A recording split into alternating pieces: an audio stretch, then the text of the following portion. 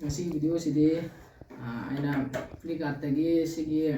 camera stand ama chenbanebako ado ngasi unboxing tawthokje sise kamai tawena ado handak offer thabado ado Flipkartda offer thabga lehobne lupa 900 pi ado si power fatabra ado yengse kamai tawe do ado si habe khoktu ga yengse kamai tawena manungda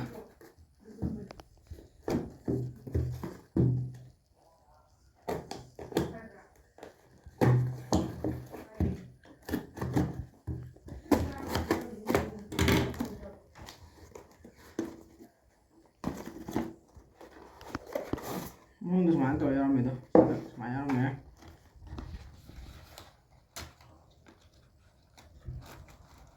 Rồi đây mà em tên em si mong được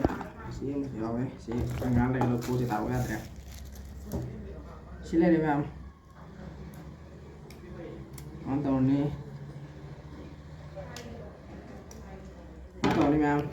rồi cái nó sẽ cái hai cái tiếp phải của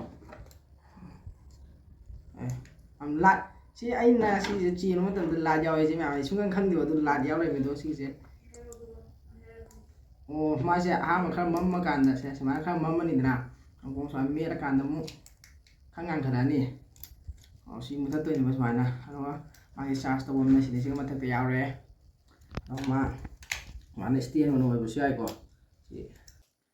si mà tôi xoay nè si nó tao gai cái nó có hai cái gì nó nhà đấy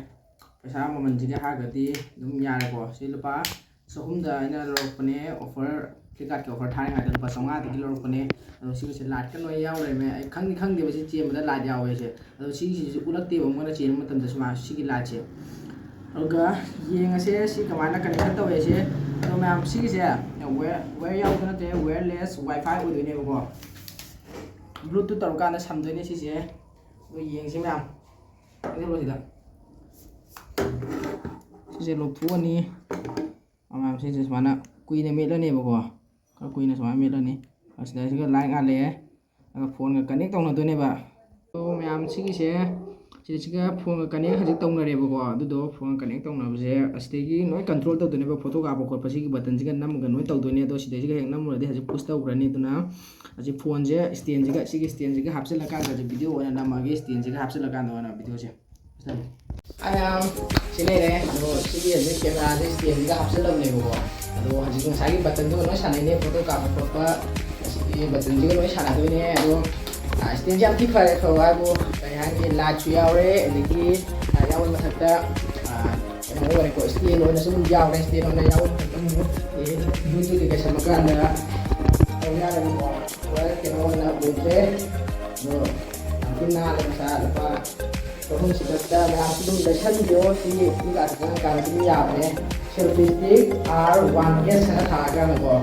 cái nhà này nào rồi sử dụng thật để chân thì đó chỉ là masala đấy chỉ là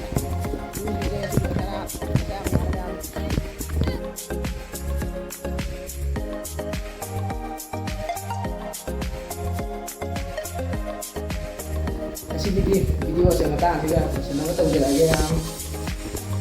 anh video sẽ hàng lần xin cái na subscribe share cho sân video đó rồi xin cái gì người ta sẽ